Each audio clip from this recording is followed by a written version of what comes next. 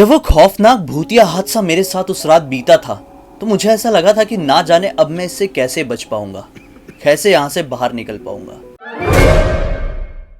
नमस्कार दोस्तों, ब्लडी सत्य के आज के इस बहुत ही ज्यादा हैरान कर देने वाले एपिसोड में मैं आप सभी लोगों को मेरे खुद के साथ बीती हुई एक ऐसी सच्ची भूतिया दुर्घटना के बारे में बताने वाला हूं जिसे सुनकर आप लोग बहुत ज्यादा चौंक जाएंगे, जिसे सुनकर अगर आप लोग कहीं पर भी बाहर ट्रैवल करते हैं तो बाहर के अलग से होटल में स्टे करने से पहले 50 बार सोचने लगेंगे। जी हाँ दोस्तों, ये वाकया आज से तकरीबन मेरे साथ 7 साल पहले बीता था जब मैं भोपाल में रहकर अपनी पढ़ाई कर रहा था। फाइनल ईयर चल रहा था और फाइनल ईयर में रहते रहते ही मैंने प्लानिंग किया कि क्यों ना गवर्नमेंट एग्जाम दिया जाए, गवर्नमेंट जॉब के लिए तैयारी की जाए।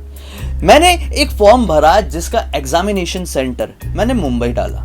मन में कहीं ना कहीं ये था कि मुंबई में आना है, मुंबई की लाइफस्टाइल देखना है और एक बार इंडस्ट्री में जरूर ट्राई करना है। एग्जाम फॉर्म तो भर दिया था लेकिन मन के किसी कोने में लगा हुआ था कि मुंबई जाके फिल्म इंडस्ट्री में, सीरियल इंडस्ट्री में कुछ ना कुछ करना ही है।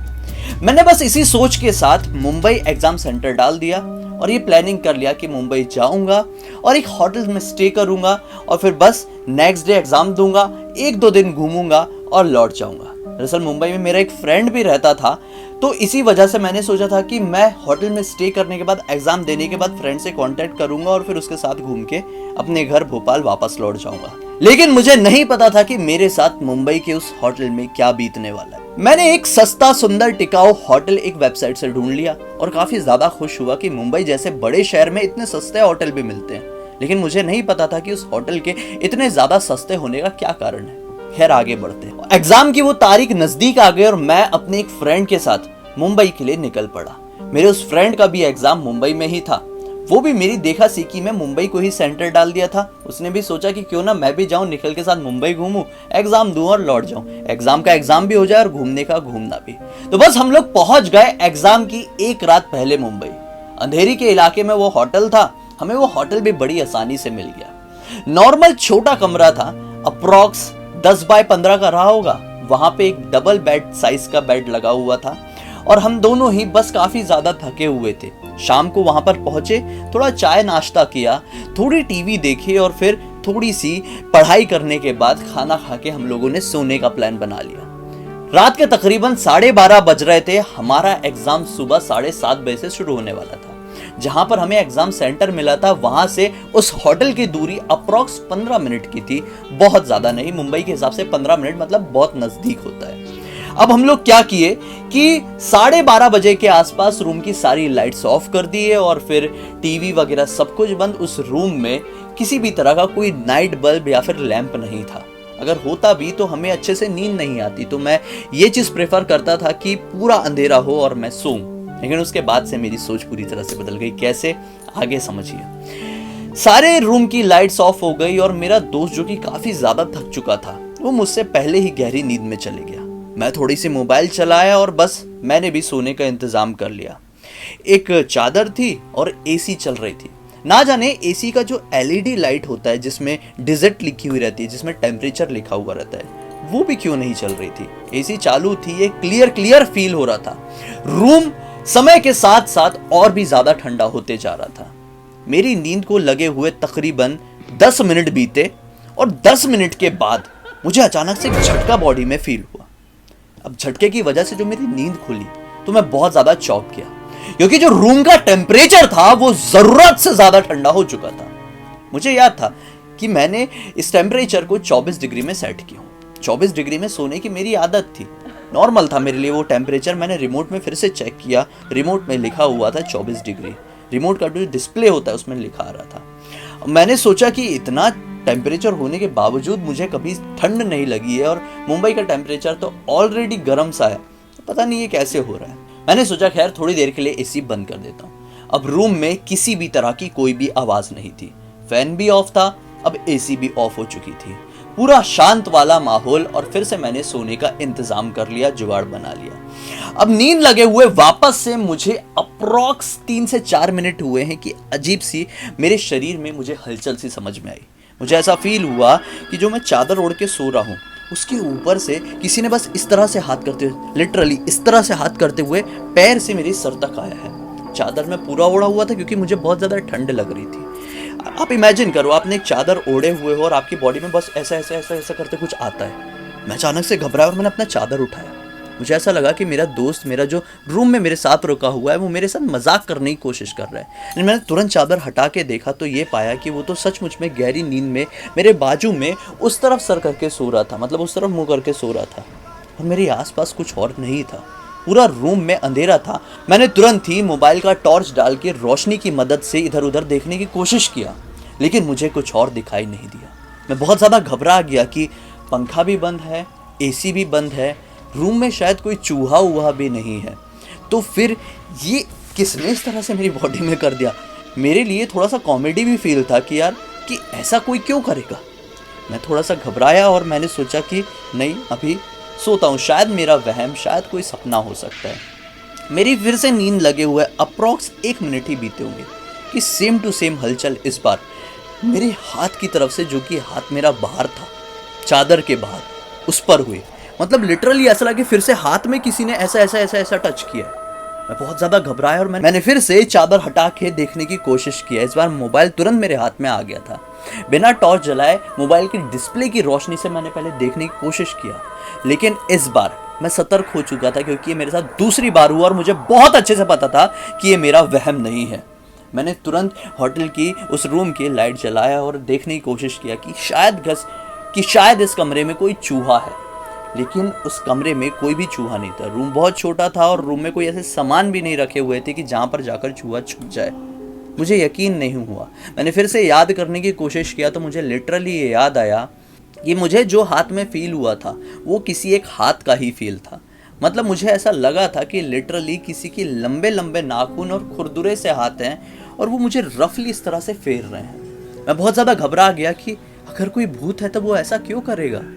मैंने सोचा ये रात, पूरी रात मुझे जाग के ही गुजारनी पड़ेगी। अगली सुबह मेरा एग्ज़ाम था। मैं बहुत ज़्यादा घबराया हुआ था। मैंने सोचा कि अपने फ्रेंड को उठाता हूँ। मैंने आवाज़ लगाई और उसे उठाने की कोशिश किया, लेकिन वो नहीं उठा। एक बार उसने आँख खोलकर देखा और कहा कि क्या प्रॉब्लम है। मैंने सोचा कि उस रूम में कुछ गड़बड़ है। उसने बोला चल सो जा यार, सुबह एग्ज़ाम है। ऐसा करके वो सो गया। अब मैंने सोचा कि यार सोना तो बहुत ज़्यादा ज़रूरी है, नहीं तो इतनी दूर आना, इतने पैसे खर्च करना, सब कुछ वेस्ट हो जाएगा। मैंने क्या किया, इस बार सोचा कि चादर ओढ़ के नहीं सोऊंगा। चादर अलग कर दिया और अभी भी ठंड का एहसास मुझे बहुत ज़्यादा हो रहा था। एसी बंद किए हुए काफ़ी टाइम बीत चुका था, लेकिन मुझे ये क्लियर नहीं हो पा रहा था कि जब एसी इतनी देर से बंद है, पंखा इतनी देर से चालू नहीं है, तो मुझे ठंड क्यों लग रही है। तब जाकर ये दिमाग में बात टकराई कि जहाँ कहीं भी ये भूतिया एग्जिस्टेंस होते हैं वहाँ पर कई बार बहुत ज़्यादा ठंड लगने लगती है। अब मैं और ज़्यादा कांपने लगा था, घबराने लगा था। मन में अजीब अजीब विचार आने लगे थे। ऐसा लगा था कि मैं इस रूम से निकलकर कैसे बाहर जाऊँगा, क्या मैं जिंदा बचूंगा भी या नहीं। मेरे दिमाग में ये भी 1 मिनट के लिए आ गया था। मैं वापस से सोचा कि ये रात भर जाऊँगा तो इसी तरह के विचार दिमाग में आएंगे, सो जाता हूँ। सोने के लिए फिर से तैयारी किया और अचानक से इस बार बहुत ज़ोर का झटका मेरे चेस्ट में लगा। ऐसा लगा कि कोई भारी भरकम इंसान मेरे चेस्ट में कूदा है और मैं झटके से उठा। मैं जब झटके से उठा तो ये पाया कि उस रूम में मेरा वो फ्रेंड नहीं है। मेरी सिट्टी पिट्टी गुल हो गई। जहाँ पर वो सो रहा था वहाँ पर पिलो रखे हुए थे। मुझे अपनी आंखों पर विश्वास नहीं हुआ।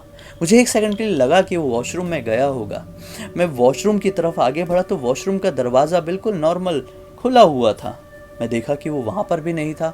दरवाजे की तरफ बढ़ा, जो कमरे से बाहर निकलने वाला दरवाज़ा था, वो दरवाज़ा भी अंदर से ही बंद था। मुझे बहुत ज़्यादा हैरानी हुई कि ये पॉसिबल तो हो ही नहीं सकता। रूम इतना छोटा था कि चूहे के छुपने का जुगाड़ नहीं था। मेरा दोस्त कैसे कहीं पर छुप सकता था। हैरानी के साथ मैं वापस से बेड की तरफ बढ़ा तो ये पाया कि मैं खुद बेड में सो रहा हूँ और मेरे पूरे शरीर में खून ही खून है। ये दृश्य देखकर मेरी रूह कांप गई। मुझे विश्वास नहीं हुआ और मैं एक झटके के साथ वापस से जमीन पर गिरा, क्योंकि मैं अपने आप को खून से लथपथ लेटा हुआ बेड में देख रहा था। मुझे ऐसा लगा कि मेरी जान निकल चुकी है। तभी एक और झटका मेरे चेस्ट में बहुत जोर का लगा और इस बार फिर से मेरी नींद खुली। और नींद खुली तो पाया कि मेरा वो दोस्त उस रूम में वहीं पर सो रहा है। सारा कुछ वही माहौल है। मुझे विश्वास नहीं हुआ अपनी आंखों पर, मुझे विश्वास नहीं हुआ मुझे एक्सपीरियंस पर। मैं क्लियर नहीं कर पा रहा था कि ये सपना था या सच्चाई, लेकिन अगर ये सपना था तो इतना ज़्यादा रियलिस्टिक कैसे एक्सपीरियंस कर रहा था। मेरी जो नींद खुली थी नींद खुलने के बाद मेरी पीठ में दर्द हो रहा था, क्योंकि जो मैं गिर गया था ना, अभी जस्ट जो मैं गिरा था, वो गिरने की वजह से उस रूम में जो एक टेबल लगा हुआ था, जो मिरर वाला टेबल होता है, उसके कोने से मुझे चोट लगी थी। वो चोट मुझे वापस से उठने पर भी फील हो रही थी। मुझे दर्द हो रहा था काफ़ी ज़्यादा। मैंने हाथ लगाकर देखा तो ये पाया कि वहाँ पे थोड़ा सा कुछ छिला हुआ है। दर्द काफ़ी ज़्यादा था। मुझे समझ में नहीं आया कि ये क्या एक्सपीरियंस था।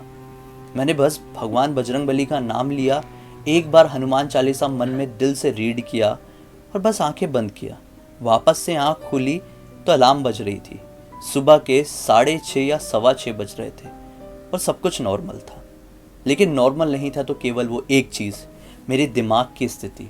मुझे ऐसा लगा था कि मेरे साथ इस प्रकृति ने, इस होटल ने, या फिर जो कोई भी यहाँ पर एग्जिस्ट कर रहा था, उसने एक बहुत बड़ा खिलवाड़ किया है।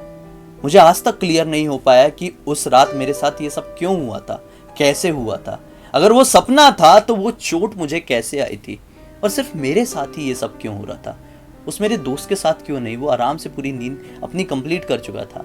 खैर, मैंने एग्ज़ाम दिया, लेकिन एग्ज़ाम देते टाइम मेरे दिमाग में केवल यही चीज़ घूम रही थी, और फिर एग्ज़ाम में पास नहीं कर पाया। ऑब्वियसली पास नहीं कर पाया, तभी तो यहाँ पर बैठा हूँ। लेकिन शायद ये विधि का विधान था। मैंने एग्ज़ाम की तैयारी बहुत अच्छे से किया हुआ था। अगर मैं एग्ज़ाम उस तैयारी के हिसाब से दे दिया होता तो आज मैं यहाँ नहीं बैठा होता।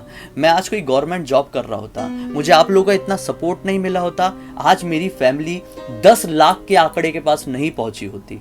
मैं केवल 4-5 लोगों को ही जान रहा होता। आज मेरे साथ वो कुछ हुआ था, इसीलिए आज आप लोग मुझे जान रहे हैं। इसीलिए आज हम लोग शायद इतने ज़्यादा कनेक्टेड हैं। कहा जाता है ना कि इस दुनिया में जो कुछ भी होता है, जो कुछ भी, उसके पीछे एक बहुत बहुत बड़ा कारण छुपा रहता है। शायद मेरी ज़िंदगी में वो जो हुआ था ना, जिसे मैं बहुत ही ज़्यादा क्रीपी, डरावना और ये सब मान रहा था, वो मेरी अच्छे के लिए हुआ था। क्या आप लोगों के साथ भी कुछ ऐसा भूतिया एक्सपीरियंस हुआ है जिसकी वजह से आपकी ज़िंदगी में एक बहुत बड़ा पॉजिटिव बदलाव आ गया है? हुआ है तो कमेंट सेक्शन में ज़रूर बताइए। मुझे बहुत ज़्यादा एक्साइटमेंट है आप लोगों के बारे में जानने की। मुझे ये जानना है कि क्या ये चीज़ और भी लोगों के साथ होती है। उम्मीद करता हूं दोस्तों आपको मेरा वीडियो आज का अच्छा लगा होगा। मेरी रियल लाइफ से जुड़ा हुआ वीडियो मैंने पहली बार इतनी डिटेल में आप लोगों को बताया हूं। दोस्तों, मुझे पहली बार देख रहे हैं तो इस चैनल को सब्सक्राइब करके बेल आइकन दबा के ऑल के ऑप्शन में क्लिक करना, क्योंकि इसी तरह के हैरान कर देने वाले खौफनाक वीडियोस आप लोगों के सामने रेगुलरली लेके आते रहता हूं। इंस्टा की लिंक इस वीडियो के डिस्क्रिप्शन बॉक्स में मिलेगी, क्लिक करके डायरेक्टली वहां पर पहुंच जाना। चलिए कल फिर से एक और कमाल की जानकारी या कहानी के साथ आप लोगों के सामने जाहिर हो जाएंगे। तब तक के लिए बहुत बहुत धन्यवाद। आपका दिन शुभ हो।